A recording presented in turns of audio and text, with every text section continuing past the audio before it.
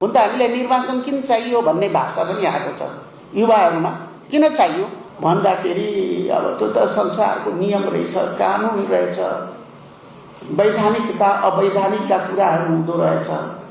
यसरी नै सरकार, यही सरकार चलिरह्यो भने तानाशाह हुन्छ, यही सरकार हिँडिरह्यो भनेदेखि त्यो चाहिँ के हुन्छ भन्दाखेरि चाहिँ यो त तानाशाही प्रवृत्तिको सरकार रहेछ।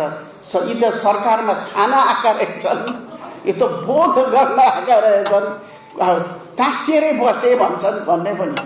अनि कतै जाँदा सुख नहुने अवस्था अहिले हाम्रो छ। मैले देखेको चाहिँ एउटै कुरो हो, त्यो के हो भने यो संसदमा आउने छानिएर आउने सांसदहरू इमान्दार हुनु पर्यो, इमान्दार सांसदहरू हुनु पर्यो, उनीहरूले मुलुकलाई हाँक्नु पर्यो। अब अहिले म देख्छु आफै, मैले अब भन्न तिमी बस्दा चाहिँ त्यस्तो भयो, अरू बस्दा चाहिँ थिएन भन्ला, अब त्यो होइन। मैले शैली राम्रो देखेको चाहिँ छैन।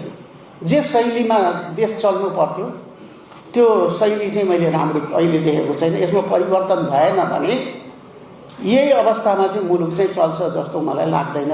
र हामीबाट एकदमै यहाँ पुरै क्लियर हुन सक्छ, हामी पुरै सबै गर्न सक्छौँ भन्ने पनि छैन। हामीलाई त एकदम, हामीले देखेको त के हो भने एकदम नयाँ यङ जेनेरेसन, मुलुकलाई माया गर्ने, मुलुकलाई चाहिँ एउटा भावना राख्ने, जनताको बारेमा भलो सोच्ने।